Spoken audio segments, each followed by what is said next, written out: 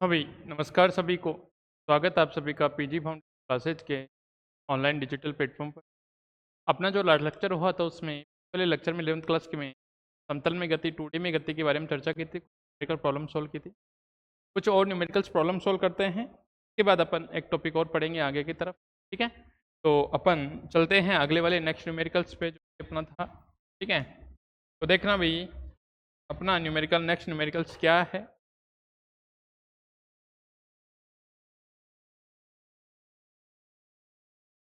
अगला न्यूमेरिकल्स लिखेंगे आपको दे रखे हैं भाई सदिश सदिश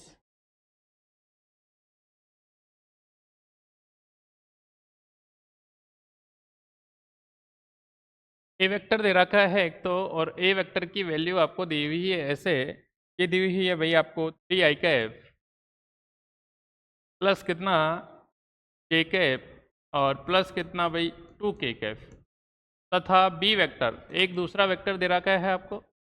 ए वेक्टर ऐसे दे रखा है और बी वेक्टर कुछ इस टाइप से है, और बी वेक्टर दे रखा है आपको भाई 5i कैप प्लस कितना भाई 2j कैप, ठीक है, जे कैफ और माइनस कितना एक्स के कैफ। ठीक है भाई, ऐसे कोई दो वेक्टर दे रखे हैं आपको, ठीक है ना, और एक एक एक्स क्या दे दिया, अननोन दे दिया, ए वेक्टर दे दिया 3i कैप प्लस जे कैप प्लस 2k, और दूसरा वेक्टर कितना 5i cap plus 2j cap minus x के कैप। ठीक है, वो बोला कि ये दोनों क्या हैं, एक दूसरे के लंबवत हैं। ठीक है भाई, भाई दोनों क्या हैं भाई, ये एक दूसरे के लंबवत हैं। तो आपको क्या करना है, एक्स की वैल्यू निकालनी है। ठीक है, सदिश ए वेक्टर तथा बी वेक्टर एक दूसरे के लंबवत हैं, एक दूसरे के लंबवत हैं तो x का मान ज्ञात कीजिए। है तो x का मान ज्ञात करना है आपको भाई, x की वैल्यू फाइंड आउट करनी है। ठीक है, तो x की वैल्यू फाइंड आउट करनी है, तो मैंने बताया था कि जब भी दो वेक्टर लंबवत होते हैं 90 डिग्री होता है तो डॉट कितना हो जाता है 0, और जब समांतर होते हैं तो डॉट की तो वैल्यू आएगी लेकिन क्रॉस प्रोडक्ट क्या हो जाएगा उसका 0 हो जाएगा। क्रॉस प्रोडक्ट कितना हो जाएगा भाई 0 हो जाएगा। तो ठीक है, तो यदि मैं लिखता हूँ ए वेक्टर तथा बी वेक्टर लंबवत हैं, यदि ए वेक्टर तथा बी वेक्टर एक दूसरे के लंबवत हैं, एक दूसरे के लंबवत हैं तो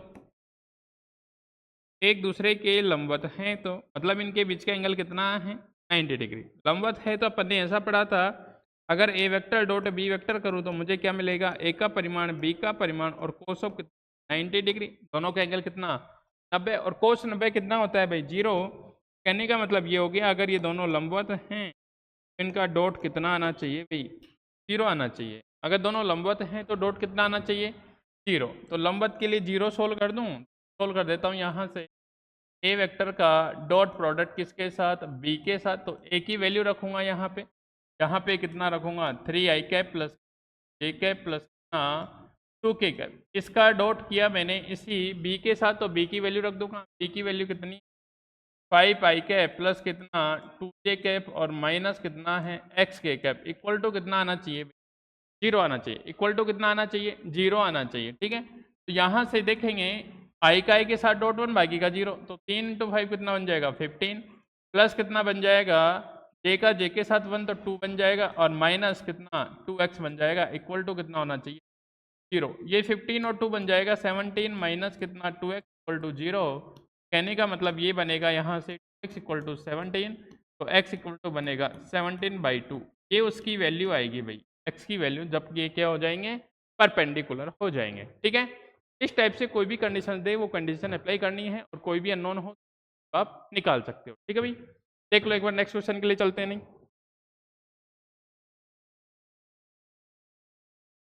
अगले क्वेश्चंस की बात करते हैं। अगला क्वेश्चन अपना देखना भाई, अगला क्वेश्चन आपका ये है, आपको यदि सदिश दे रखे हैं भाई, सदिश एक दे दिया आपको कितना ए वेक्टर, और ए वेक्टर आपको दिया हुआ है आई कैप, प्लस कितना जे कैप माइनस कितना ए कैप तथा बी वेक्टर दे दिया आपको, और बी वेक्टर की वैल्यू दी ही भाई आपको माइनस कितना आई कैप प्लस कितना जे कैप और प्लस कितना माइनस कितना दे दिया 2k कैप। ठीक है, हो तो दोनों सदिशों के मध्य कोण ज्ञात कीजिए। ऐसा क्वेश्चन पहले भी किया हुआ है। हो तो दोनों सदिशों के मध्य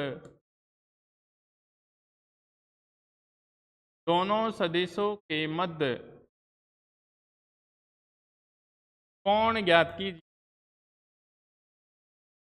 दोनों सदिशों के मध्य कोण ज्ञात कीजिए। आपको कोण मतलब एंगल निकालना है, दोनों के बीच का कितना एंगल है। तो अपन ने पढ़ा था अदिश गुणनफल से, भाई देखना अदिश गुणनफल से, अदिश गुणनफल से। अब कोई बोलेगा सर हम अदिश गुणनफल ही क्यों करें, सदिश गुणनफल से भी एंगल निकाल सकते हैं। हाँ निकाल सकते हो, निकाल सकते हो। ठीक है, सदिश गुणनफल से भी एंगल निकाल सकते हो। सदिश गुणनफल में थोड़ा कैलकुलेशन ज़्यादा करना पड़ेगा आपको, ए क्रॉस बी निकालना पड़ेगा, लगाना पड़ेगा।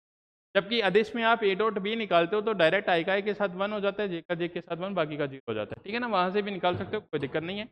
तो मैंने लिखा यहाँ अदिश गुणनफल से कितना ए वेक्टर डॉट कितना बी वेक्टर बनता है कितना भाई ए बी का परिमाण, और ये बन जाएगा कितना। अब ए का और बी का परिमाण चाहिए तो पहले परिमाण निकाल देता हूँ। तो ए का परिमाण ऐसे लिखूँ या ऐसे लिखूँ, एक ही बात है। परिमाण करने के लिए वर्ग करके वर्गमूल लेते हैं भाई। इधर कितना 1 का स्क्वायर, इधर कितना 2 का स्क्वायर, और इधर कितना प्लस -1 का स्क्वायर बनेगा। तो ये ए का परिमाण निकल के आ जाएगा 1 प्लस कितना 4 प्लस कितना 1, और ये बनेगा कितना √6 बनेगा। इसी प्रकार बी के परिमाण की बात करूं तो बी का परिमाण बन जाएगा यहाँ से दिस का स्क्वायर -1 का स्क्वायर, प्लस यहाँ बनेगा कितना 1 का स्क्वायर, और प्लस कितना बनेगा ये है भाई -2, ये बन जाएगा -2 का स्क्वायर। तो बी का परिमाण निकल के आएगा यहाँ से √1 + 1 + कितना 4, और ये भी कितना √6 निकल के आया। ठीक है भाई, देखो रखो मान अपन को cos थीटा चाहिए, तो मैं यहाँ cos थीटा रख लेता हूँ, बाकी को इधर ट्रांसफर कर। यहाँ बनेगा ए वेक्टर डॉट कितना बी वेक्टर अपॉन कितना ए बी बनेगा। यहाँ बना अपना cos theta a dot b करूँगा तो पहले ए की वैल्यू आई कैप प्लस कितना भाई 2j कैप, और माइनस कितना भाई के कैप, इसका डॉट किया मैंने माइनस आई कैप, इसके साथ डॉट किया, इसके साथ बी के साथ, तो बी की वैल्यू रखूँगा माइनस आई कैप प्लस कितना जे कैप माइनस कितना 2k कैप, और डिवाइड में किया भाई मैंने ए बी का परिमाण, ए का परिमाण भी कितना √6 और बी का परिमाण भी कितना √6। यहाँ लिखा मैंने cos थीटा मतलब आई डॉट आई 1 तो -1 बन जाएगा, ये कितना +2 बन जाएगा, ये कितना +2, और नीचे 6 हो गया भाई, ये कितना हो गया 6 हो गया। ठीक है भाई, आई का आई के साथ डॉट 1 बाकी का 0, कितना 2 बन जाएगा, ये 2 बन जाएगा, ये -1 बन जाएगा। ठीक है, तो हाँ 2 दूना 4, 4 में से 1 चला जाएगा, कितना बन गया 3 बन गया, 3/6 बन गया, बोले तो 1/2 बन गया। यहाँ से थीटा इक्वल टू हो जाएगा भाई कितना कोस इनवर्स 1/2, और कोस 1/2 कहाँ पे होता है भाई 60 डिग्री पे, बोले तो π/6 लिख सकते हो, π/6, या कितना लिख सकते हो आप 60 डिग्री लिख। तो उन दोनों के बीच का एंगल कितना आएगा 60 डिग्री का एंगल आएगा। तो ऐसा मैंने क्वेश्चन पहले भी करवाया हुआ है, और फिर से ये क्वेश्चन आप देख सकते हो, यहाँ एग्जैक्ट डाटा है तो अपना एग्जैक्ट एंगल निकल के आ जाता है वहाँ से। बाकी अगर एग्जैक्ट कोई डाटा नहीं बने तो आप यहाँ theta equal to cos inverse तक भी छोड़, थीटा इक्वल टू कहाँ तक कोस इनवर्स तक भी छोड़ सकते हो। कभी आगे की बात करते हैं।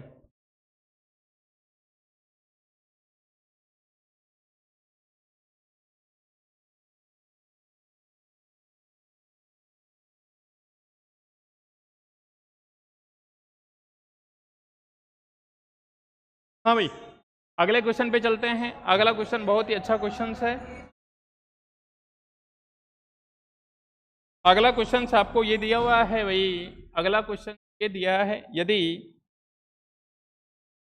दो सदिशों, टू वेक्टर्स हैं, दो सदिशों ए वेक्टर तथा बी वेक्टर, दो सदिश हैं ए वेक्टर तथा बी वेक्टर के योग तथा अंतर, के योग तथा अंतर, रिजल्टेंट नहीं भाई, योग तथा अंतर बोला है उसने, पहले ध्यान रखना इस चीज का। दो सदिशों का परिणाम ही नहीं बोला, दो सदिशों का योग और अंतर बोला है, ठीक है। दो सदिश ए वेक्टर तथा बी वेक्टर के योग तथा अंतर परस्पर लंबवत हैं, परस्पर लंबवत हैं, परस्पर लंबवत हैं। तो सिद्ध कीजिए, तो सिद्ध कीजिए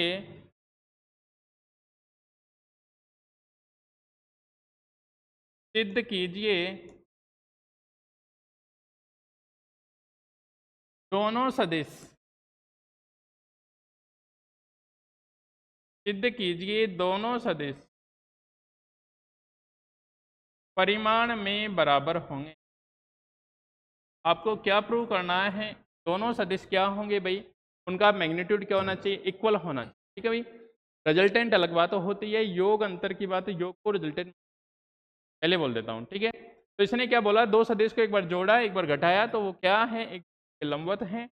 आपको ये सिद्ध करना है कि दोनों का जो परिमाण आएगा मैग्नीट्यूड, वो एक दूसरे के क्या होना चाहिए, बराबर होना चाहिए। रिजल्टेंट अलग चीज होती है, रिजल्टेंट आता तो लिख देता परिणामी सदिश, ऐसे लिख के देता।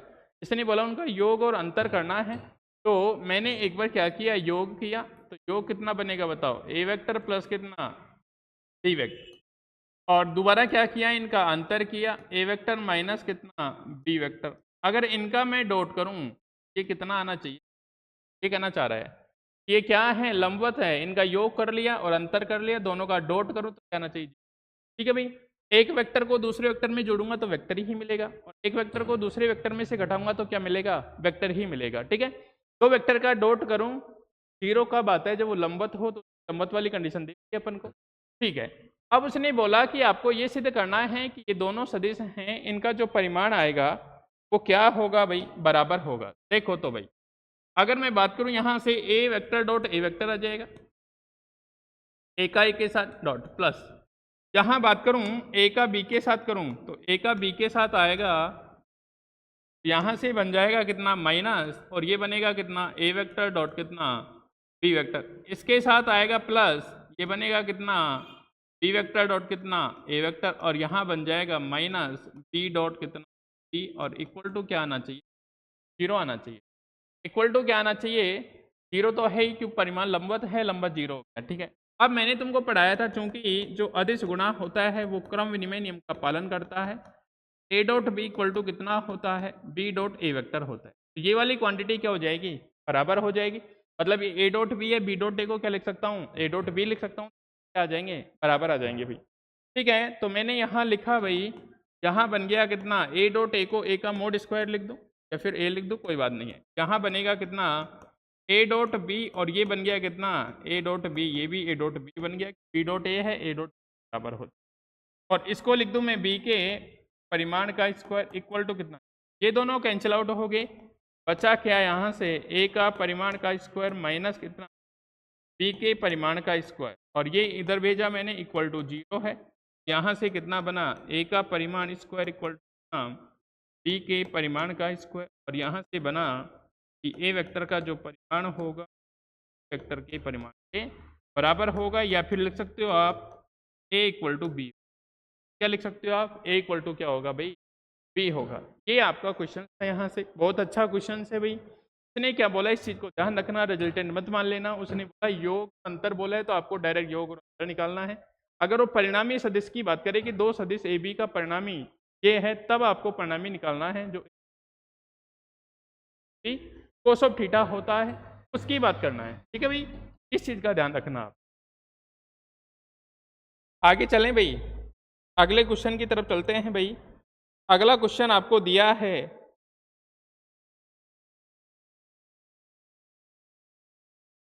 ठीक है भाई। अगला क्वेश्चन भी बहुत अच्छा है, उसके लिए भी देखो आप, ठीक है। आपको अगला क्वेश्चन ये दिया हुआ है भाई, थोड़ा सा चेंज है, ज्यादा कुछ चेंज, ये बोला है दो सदिशों के योग तथा अंतर का परिमाण, अंतर का परिमाण, दो सदिश के योग तथा अंतर का परिमाण बराबर है। अंतर का परिमाण बराबर है तो सिद्ध कीजिए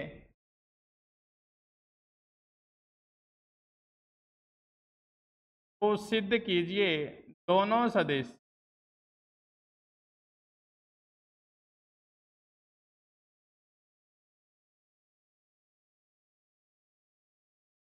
सिद्ध कीजिए दोनों सदिश एक दूसरे के लंबवत होंगे। एक दूसरे के लंबवत, दोनों सदिश एक दूसरे के क्या होंगे भाई, लंबवत होंगे। ये आपको प्रूव करना है। अब देखो भाई, दोनों क्वेश्चन इसलिए साथ करवा रहा हूं ताकि तुम डिफरेंस समझ। यहां बोला था कि दो सदिश का योग अंतर परस्पर लंबवत है, तो लंबवत ने क्या बोला, दो सदिशों के योग तथा अंतर का परिमाण बराबर है। योग और अंतर का परिमाण क्या है, बराबर है। तो आपको क्या प्रूव करना है कि वो दोनों वेक्टर क्या होंगे भाई, वो दोनों वेक्टर होंगे जो एक दूसरे के क्या होंगे, लंबवत होंगे। दोनों वेक्टर एक दूसरे के क्या होंगे भाई, लंबवत होंगे। चलो भाई चर्चा करता हूँ मैं आपसे, देखना भाई क्वेश्चन को समझ रहे, इसलिए मैं एक साथ लेके आया हूँ दोनों को।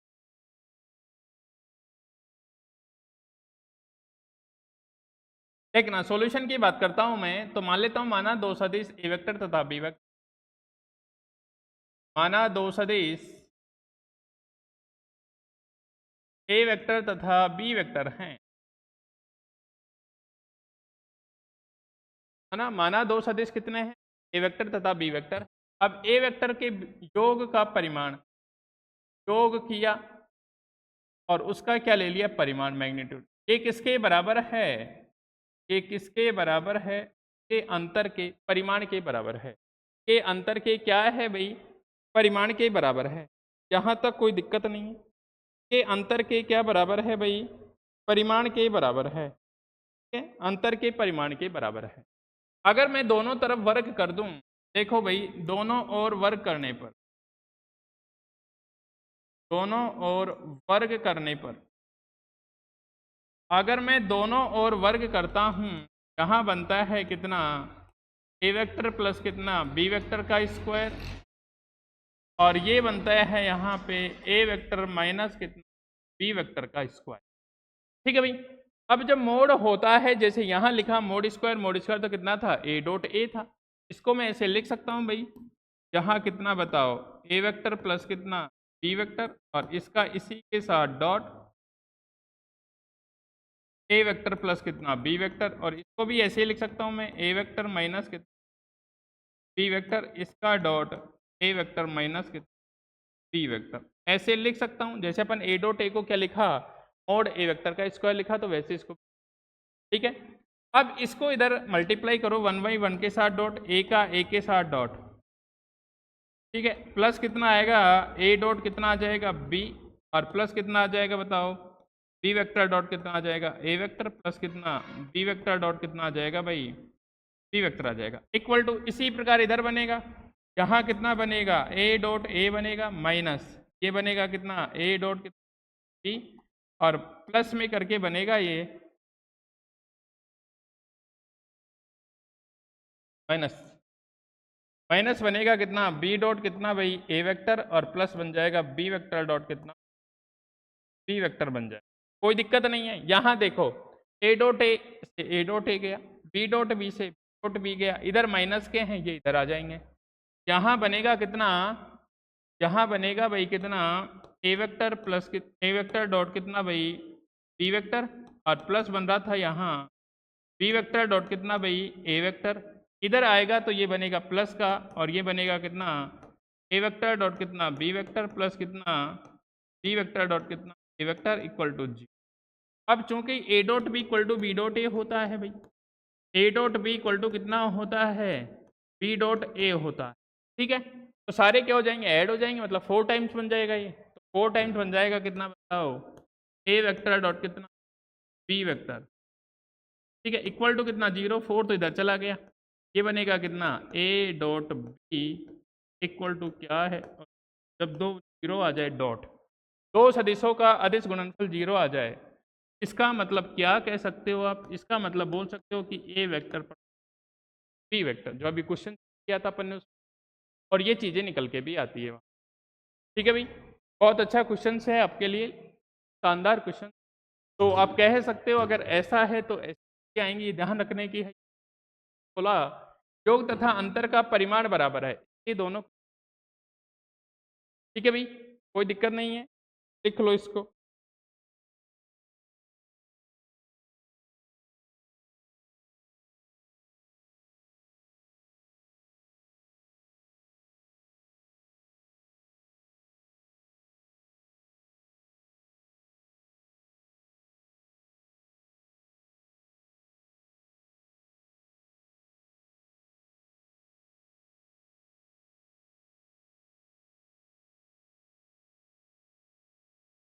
चले भाई आगे, अगले क्वेश्चन की तरफ चलते हैं। अगले क्वेश्चन की तरफ चलते हैं। देखना भाई, अगला क्वेश्चन बात करता हूँ। अगला क्वेश्चन में टाइप से दो क्वेश्चन दिए हैं, एक एक करके डिस्कस कर लेता हूँ। पहले आपको बोला गया है सदिशों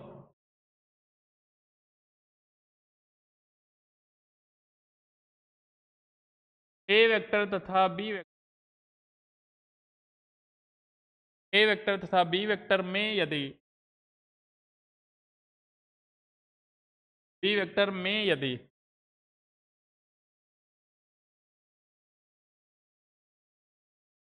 ए वेक्टर तथा बी वेक्टर में ऐसे दिया हुआ है भाई, A vector plus vector equal C vector तथा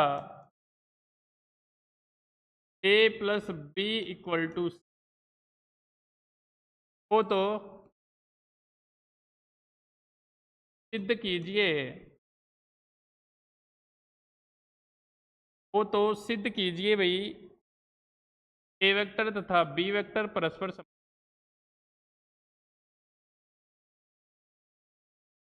ए वेक्टर तथा बी वेक्टर परस्पर समान, ए वेक्टर तथा बी वेक्टर परस्पर क्या है? समांतर है। ए वेक्टर तथा बी वेक्टर क्या होने चाहिए भाई? परस्पर समान। ठीक है भाई, दोनों कंडीशन, दो वेक्टर हैं कोई, एक बार तो क्या है ए प्लस बी सी है, एक बार के परिमाण है ना, मैग्नीट्यूड को जोड़ के बराबर है सी के बराबर है, बराबर है। तो उसने क्या बोला, आप ये सिद्ध कीजिए कि ए वेक्टर बी वेक्टर क्या है? समांतर है, मतलब दोनों के बीच का एंगल आपको 0 डिग्री दिखाना है। दोनों के बीच का एंगल कितना 0 डिग्री दिखाना है। चलो भाई करते हैं सॉल्यूशन। देखो जैसे जैसी कंडीशन है वैसे वैसे देखते चलो कि अपने पास कितना है, ए वेक्टर प्लस कितना है बी वेक्टर इक्वल सी वेक्टर। मैंने इसका इसी के साथ डॉट कर दिया भाई। कैसे किया? ए वेक्टर प्लस कितना बी वेक्टर, इसी का डॉट किया मैंने, ए वेक्टर प्लस कितना बी वेक्टर, और ये बन गया यहाँ कितना सी डॉट, कितना बन गया सी बन गया, सी डॉट कितना बन गया भाई सी बन गया। चलो इसको लिखते हैं, तो कैसे लिखूंगा, ए का ए के साथ ए स्क्वायर प्लस कितना ए डॉट कितना बी, और प्लस कितना आएगा बी डॉट ए, जो कितना बन जाएगा ए डॉट प्लस कितना बी स्क्वायर, इधर बनेगा कितना सी स्क्वायर। यहाँ मैं लिख सकता हूँ इसको ए स्क्वायर प्लस कितना 2, और ये लिख दिया मैंने कितना ए वेक्टर डॉट कितना बी वेक्टर, और प्लस कितना बनेगा, ये लिख दिया मैंने बी स्क्वायर इक्वल टू कितना सी स्क्वायर बना। ठीक है, यदि दोनों के बीच का एंगल थीटा है, मैं थीटा मान लेता हूँ, यदि दोनों के बीच का एंगल कितना हो बताओ थीटा, तो इसको कितना लिख सकता हूँ मैं, इसको कितना लिख सकता हूँ, यदि ए वेक्टर तथा बी वेक्टर के मध्य कोण थीटा हो तो, मध्य कोण थीटा हो तो ये कितना बनेगा भाई, यहाँ से बनेगा ए स्क्वायर कितना 2ab तो थीटा प्लस कितना बी स्क्वायर इक्वल टू कितना स्क्वायर, कोई नंबर, कोई दिक्कत नहीं है भाई यहाँ तक।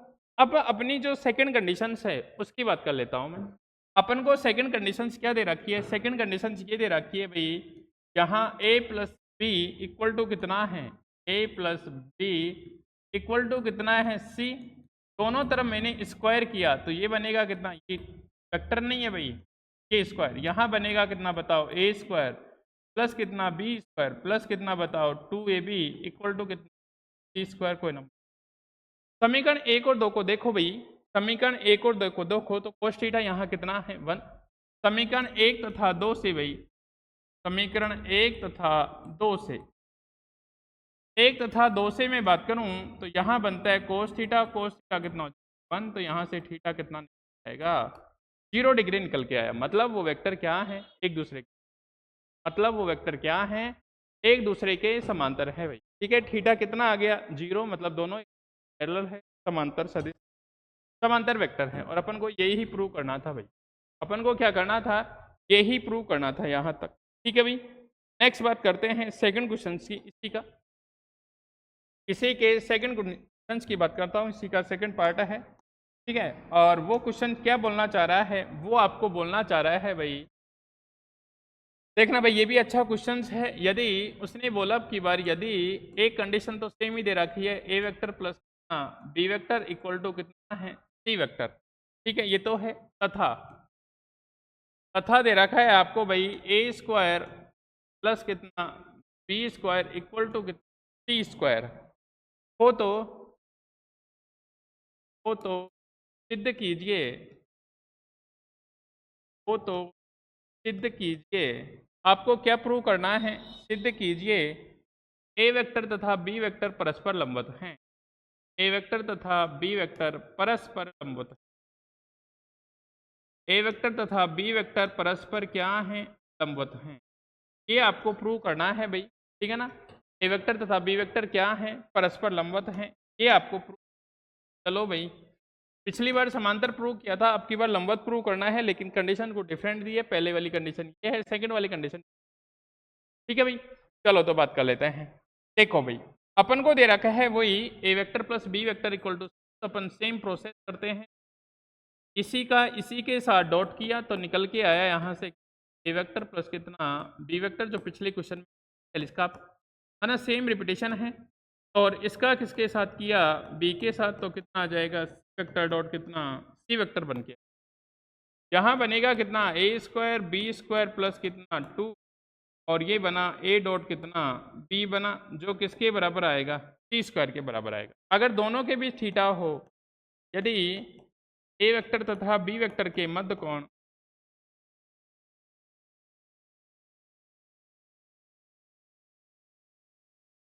बी वेक्टर के मध्य कोण थीटा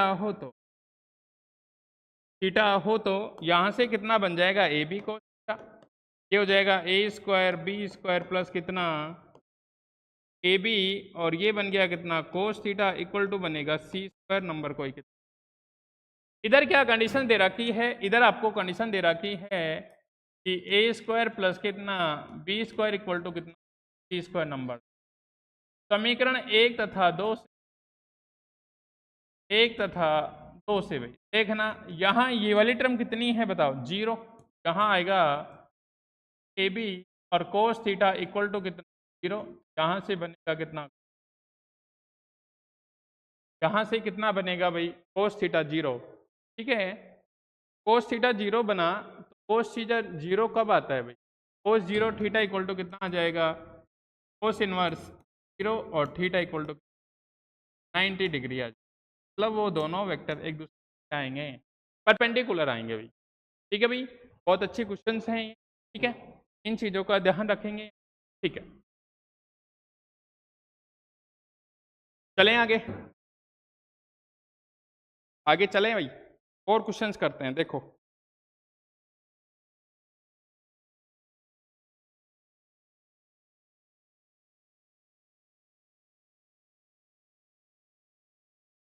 हाँ भाई, अगले क्वेश्चन की तरफ चलें। अगला क्वेश्चन देखो आप, हर टॉपिक पे क्वेश्चंस करा रहा हूँ भाई, है ना। देखना भाई, दो अपन को सदिश दे रखे हैं, समांतर चतुर्भुज की भुजाएं दे रखी है। आपके बार ऐसा क्वेश्चन है,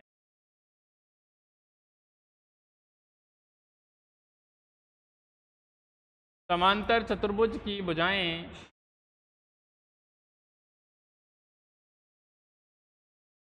की भुजाएं, और भुजाएं कैसे भाई, सदिश के द्वारा हैं।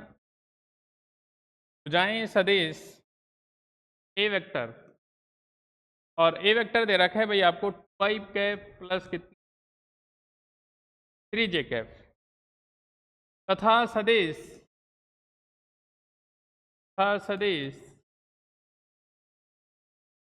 बी वेक्टर, और बी वेक्टर आपको दे रखा है भाई आई कैप प्लस 4,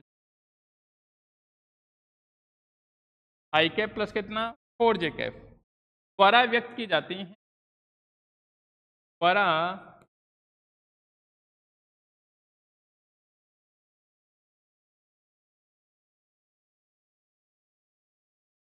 द्वारा व्यक्त की जाती हैं। तो समांतर चतुर्भुज का क्षेत्रफल ज्ञात कीजिए।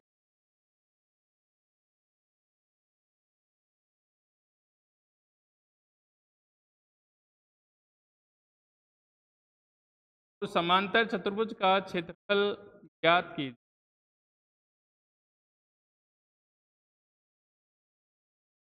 समांतर चतुर्भुज का क्या निकालना है आपको? क्षेत्रफल निकालना है भाई। मैंने बताया था जो क्रॉस प्रोडक्ट होता है क्या दिखाता है? समांतर चतुर्भुज का क्षेत्रफल। यहाँ से लिख देता हूँ मैं समांतर चतुर्भुज का क्षेत्रफल।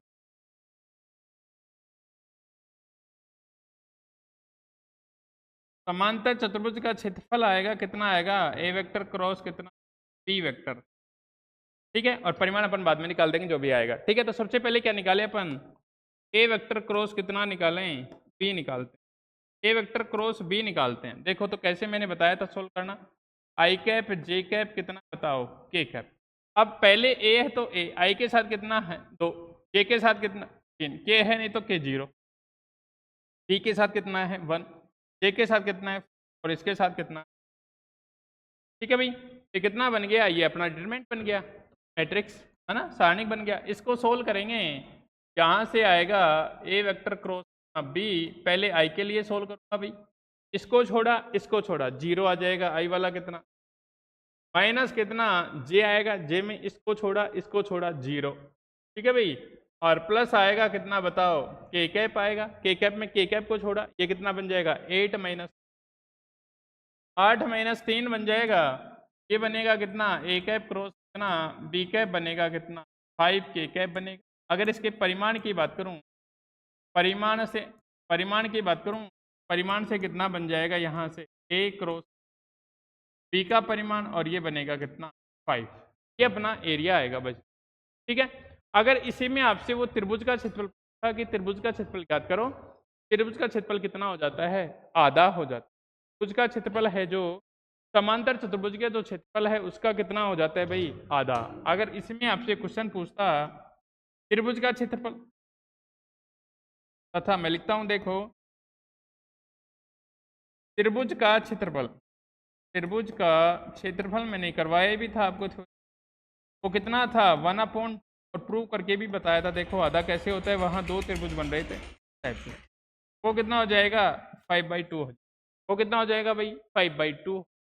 आधा आता है समांतर, तुम 2 त्रिभुज बनाए थे, मैंने दिखाया था उस दिन। ठीक है भाई, तो इस टाइप से ये आपके ये आपके क्या हैं? क्वेश्चन हैं।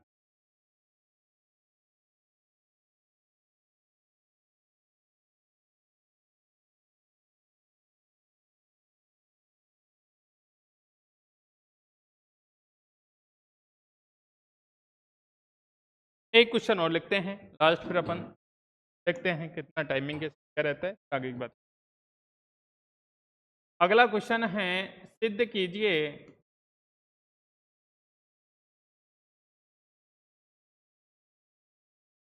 कीजिए और आपको ये दे रखा है भाई, सिद्ध करने में ए वेक्टर क्रॉस बी वेक्टर इसका स्क्वायर प्लस यहाँ दे रखा है कितना बताओ? ए डॉट कितना बी वेक्टर, इसका स्क्वायर बराबर होता है कितना? ए स्क्वायर बी स्क्वायर। ये आपको प्रूव करना है भाई। ये आपको क्वेश्चन से दिया हुआ है और इसको आपको प्रूव। देखो भाई, सबसे पहले अपन को क्या चाहिए? क्रॉस चाहिए। इधर सबसे पहले क्रॉस, तो ए क्रॉस बी कैसे पढ़ा था भाई? ए क्रॉस बी पढ़ा था अपन ने ए बी साइन थीटा कितना एन कैप। अगर मैं स्क्वायर करूं मतलब मोड स्क्वायर एक तरीके से, अगर ऐसे करूं ए क्रॉस बी इसका मोड ए क्रॉस बी का ठीक है भाई, मतलब खुद का खुद के साथ दिया ना। स्क्वायर हो जाएगा। तो ये स्क्वायर बनेगा कितना साथ, ये 1 बन जाएगा ए स्क्वायर, और ये बन गया कितना साइन स्क्वायर थीटा, ये कोई नंबर एक। इसी प्रकार अगर मैं बात करूं डॉट की, इसी प्रकार ए डॉट बी की बात करूं, ए वेक्टर डॉट कितना बन जाएगा बी वेक्टर बन, और ये बनेगा कितना ए बी का बनेगा, ये कितना बनेगा भाई ए बी कोस थीटा बनेगा। ठीक है, तो अपन को क्या चाहिए, इसका भी स्क्वायर, तो इसका स्क्वायर करूं ए वेक्टर डॉट कितना बी वेक्टर का स्क्वायर, और ये बन जाएगा कितना ए स्क्वायर बी स्क्वायर, और ये कितना कोस स्क्वायर थीटा बन जाएगा। अपन को क्या करना है, दोनों को ऐड करना है। दोनों को ऐड करूं तो यहाँ से क्या निकल के आएगा भाई, यहाँ से निकल के आएगा ए क्रॉस बी, इसका कितना स्क्वायर प्लस कितना ए वेक्टर डॉट कितना बी वेक्टर का स्क्वायर, की जगह इसकी वैल्यू रखोगे कितना बनेगा बताओ, ए स्क्वायर बी स्क्वायर, और ये कितना साइन स्क्वायर थीटा, प्लस यहाँ बनेगा ए स्क्वायर बी स्क्वायर, और ये बन गया कोस स्क्वायर थीटा। ठीक है भाई, यहाँ से एक चीज़ देखना, चूंकि पढ़ रखा है साइन स्क्वायर थीटा प्लस कितना बताओ स्क्वायर थीटा इक्वल टू है, यहाँ से बन गया साइन स्क्वायर थीटा 1 माइनस कितना कोस स्क्वायर थीटा। ठीक है भाई, ये इधर से चलेगा, ये यहाँ कितना साइन स्क्वायर की जगह ये रख दूँ, ए स्क्वायर बी स्क्वायर 1 माइनस कितना बताओ कोस स्क्वायर थीटा, प्लस कितना बनेगा यहाँ से A square B cos square theta. ठीक है भाई, यहाँ रखा A square B square minus कितना आएगा ए स्क्वायर बी स्क्वायर, और ये आया कितना कोस स्क्वायर थीटा, यहाँ आया ए स्क्वायर बी स्क्वायर, और यहाँ आया कोस स्क्वायर, वो इससे वो कैंसिल आउट हो जाएगा, बराबर कितना ए स्क्वायर बी। तब ये वाली वैल्यू किसके बराबर आई, ए स्क्वायर बी स्क्वायर के बराबर आई। ये वाली वैल्यू किसके बराबर आई भाई, ए स्क्वायर बी स्क्वायर के बराबर आई। ठीक है भाई, ये आपकी न्यूमेरिकल्स प्रॉब्लम्स थी, और बाकी अगर और भी कोई न्यूमेरिकल्स होंगे तो अपन बाद में डिस्कस कर लेंगे, और भी चीज़ें डिस्कस। ठीक है, अभी के लिए अपन एक अगला टॉपिक है सर, उसकी बात कर लेता हूँ मैं आपसे। ठीक है,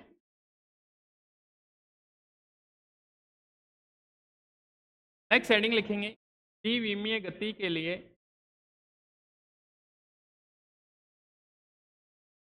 द्विविमीय गति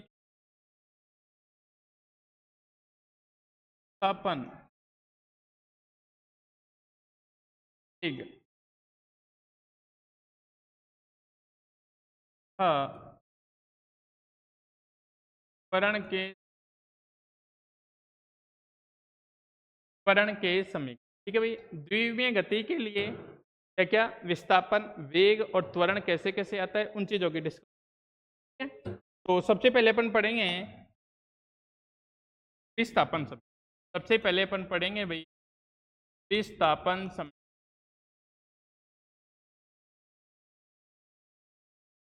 सबसे पहले अपन पढ़ेंगे भाई विस्थापन समीकरण। देखना, मैं लिख लेता हूं, माना एक कण प्रारंभ में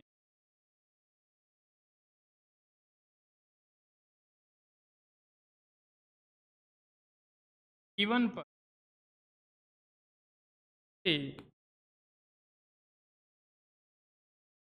x1 y1 का T2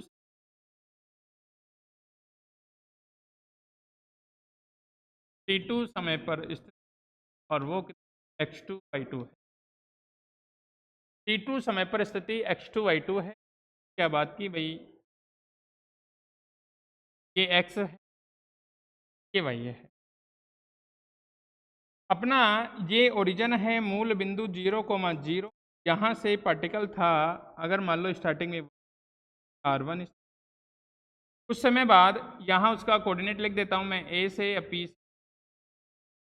से x1 कोमा कितना y1, इसी समय बाद वो यहाँ आ जाता है, और ये कितना x2 y2 r2 वेक्टर। ये कितना है भाई r2 वेक्टर है, ये कितना है r2 वेक्टर, इस टाइप से है। और यहाँ जब था वो, तो यहाँ टाइम था उसका t1, और यहाँ टाइम कितना, यहाँ टाइम कितना है भाई t2 है। ठीक है। तो अपन बात कर रहे हैं विस्थापन की, तो विस्थापन देखो, अगर मैं इसकी बात करूं, यहां से ये विस्थापन देखना चाह रहा हूं मैं, तो ये कितना होगा उसकी बात करूंगा। ठीक है, देखना भाई, विस्थापन समीकरण, विस्थापन समीकरण कैसे बात करेंगे भाई विस्थापन, तो क्योंकि बिंदु ए का बिंदु के सापेक्ष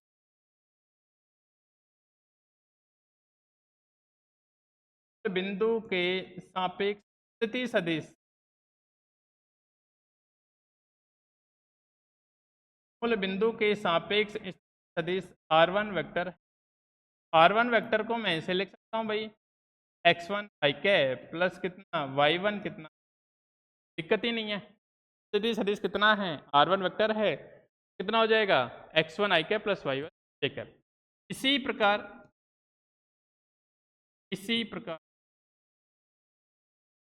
बिंदु B का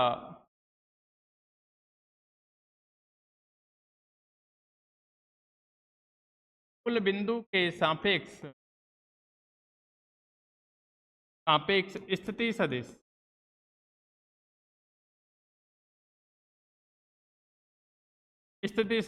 और ये है कितना r2 कितना हो जाएगा x2 i कैप प्लस कितना y2 j, ये कोई नंबर हो जाएगा 2, ये कोई नंबर कितना हो जाएगा 2। अब देखो त्रिभुज नियम से बात करूं, r1 vector plus this vector equal to r2 vector, विस्थापन सदिश कितना हो जाएगा भाई यहाँ, विस्थापन सदिश,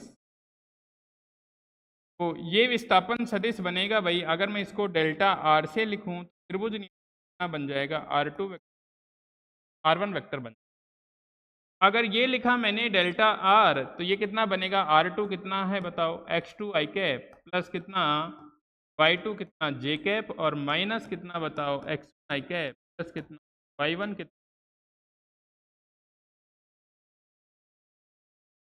y1 कितना है भाई j कैप, यहाँ तक कोई दिक्कत नहीं है। तो x2 x i कैप एक साथ कर लेता हूँ, j कैप एक साथ कर लेता हूँ, ये बना कितना डेल्टा r वेक्टर, यहाँ लिख दिया x2 माइनस x आई कैप और प्लस कितना y2 माइनस कितना y1, ये बन गया कितना ठीक है। अगर ये डेल्टा r वेक्टर है तो मैं डेल्टा x कितना i कैप प्लस कितना डेल्टा y कितना कैप, ये 3 सॉरी, ये कोई नंबर बना 3, समीकरण 3 विस्थापन समीकरण 3 क्या कहलाता है भाई, विस्थापन समीकरण कहलाता है। समीकरण 3 क्या कहलाता है भाई, विस्थापन समीकरण कहलाता है। देखो कि अपने पास विस्थापन समीकरण ऐसे आया भाई 2D विस्थापन, और विस्थापन समीकरण ऐसे आया अपने पास डेल्टा r वेक्टर, और डेल्टा r वेक्टर कैसे आया भाई delta x i cap plus delta y j cap number, जहाँ डेल्टा x कितना x2 माइनस x और डेल्टा y कितना y2 माइनस, को बोलते हैं भाई द्विविमीय 2D या समतल में विस्थापन समीकरण बोलते हैं, विस्थापन समीकरण बोलते हैं। चलो विस्थापन हो गया, वेग की बात करता हूं, वेग समीकरण, अगर मैं वेग समीकरण की बात करूं आपसे भाई, वेग क्या करूं विस्थापन का एक बार टाइम के साथ, विस्थापन का एक बार क्या करूं टाइम के साथ। देखो अगर मैं लिखूं यहां से डेल्टा r अपॉन कितना delta T, delta r upon कितना भाई डेल्टा टी, तो ये क्या आ जाएगा डेल्टा v वेक्टर, ये कितना आ जाएगा डेल्टा वी। अब सुनो भाई, अब जैसे ही वहां किया था मैंने x2 माइनस x1, तो मैंने यहाँ लिखा था कितना बताओ r2 वेक्टर माइनस कितना r1 वेक्टर अपॉन ऐसे लिख सकते t2 माइनस कितना t1, r2 कितना है बताओ x2 i कैप प्लस कितना y2 कितना है j कैप और माइनस कितना है x1 i कैप प्लस कितना y1 कितना j कैप अपॉन कितना आएगा बताओ t2 माइनस t1 आएगा। ठीक है भाई, यहाँ से देखना अगर मैं इसको लिखूँ x2 माइनस x और ये बना कितना i कैप माइनस कितना y2 माइनस y1 और ये बना j कैप और ये बनेगा t2 माइनस कितना t1, दोनों को अलग अलग डिवाइड करूँ तो ये बन जाएगा x2 माइनस x अपॉन कितना T2 माइनस कितना T1 आई कैप और प्लस बनेगा Y2 माइनस Y1 और ये बन गया J कैप और T1 बन गया।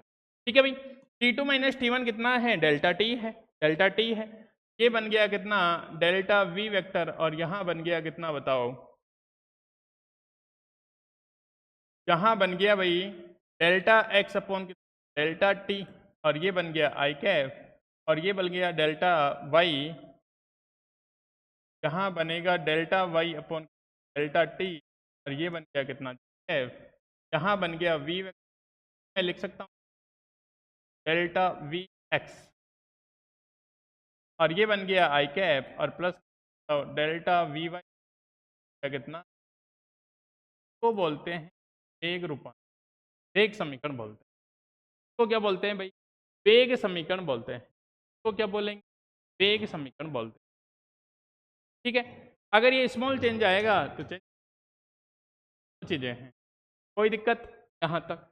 अगर मैं त्वरण की बात करूं तो त्वरण में इसका डिवाइड कर दूं, त्वरण समीकरण भाई, त्वरण समीकरण अगर ये स्मॉल होता तो v वेक्टर इक्वल टू कितना बन जाता, tends to 0 x i cap plus v y j cap बन जाता। ठीक है भाई, देख लो, जैसे अगर स्मॉल बात करूं मैं, अल्प परिवर्तन के लिए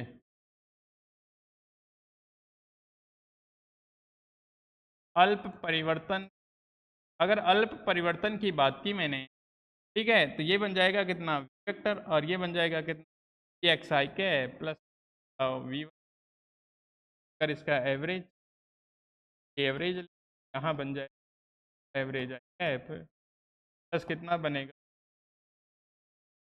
ये क्या बन जाएगा डी वाई का एवरेज कितना। ठीक है, नेक्स्ट एक त्वरण रूपांतर समीकरण और है, छोटा सा बात कर लेता हूँ मैं आपसे। कहाँ बात की मैंने, त्वरण समीकरण की, कहाँ बात की मैंने त्वरण समीकरण की। और त्वरण समीकरण में क्या है देखो, अगर मैं त्वरण की बात करूँ डेल्टा ए वेक्टर लिखूंगा, पे कितना हो जाएगा delta we upon delta T हो जाएगा। डेल्टा वी कितना लिखा था बताओ मैंने,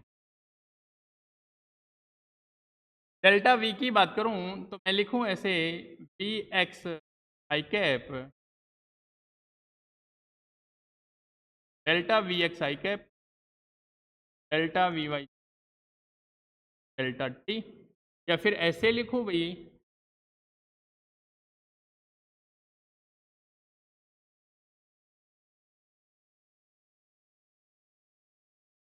क्या, यहाँ कैसे देखा था अपन ने भाई का, ऐसे ही देखा था ना, delta x upon delta T delta v x देखा था। ठीक है, तो यहाँ देखो भाई, या तो ऐसे लिख सकते हो, कोई दिक्कत नहीं है, इसमें अलग अलग टाइम कर दो, अलग अलग टाइम कर दिया तो ये बन गया डेल्टा ए और यहाँ बन गया delta a x upon t i cap delta v y upon delta t और कितना जे कैप, यहाँ बना कितना डेल्टा ए वेक्टर, ये बन जाएगा कितना delta a x i cap plus कितना डेल्टा ए वाई और ये बना कितना जे कैप। अगर स्मॉल की बात करूं, अल्प परिवर्तन, अल्प परिवर्तन के अल्प परिवर्तन के लिए अल्प परिवर्तन करूंगा तो ये जाएगा ए और ये बन ए एक्स आई कैप प्लस कितना ए वाई जे कैप। अगर इसके औसत वैल्यू की बात करूं तो औसत आ जाएगा आई कैप प्लस वाई और जे कैप बन जाएगा। ठीक है भाई, इस प्रकार से अपन त्वरण वगैरह ये पढ़ते हैं, तो क्वेश्चन अब और अच्छे से। अब इसमें एक लास्ट टॉपिक बचा है चैप्टर में, प्रक्षेप गति, इंपॉर्टेंट टॉपिक है, इंपॉर्टेंट है और आता भी है एग्जाम में, है ना। तो अपन डिस्कस करेंगे, वो अपन अगली वाली क्लास में डिस्कस करेंगे। आज के लिए इतना, ठीक है भाई, बने रहिए, चैनल को शेयर सब्सक्राइब, मिलते हैं कल आपसे, ओके भाई।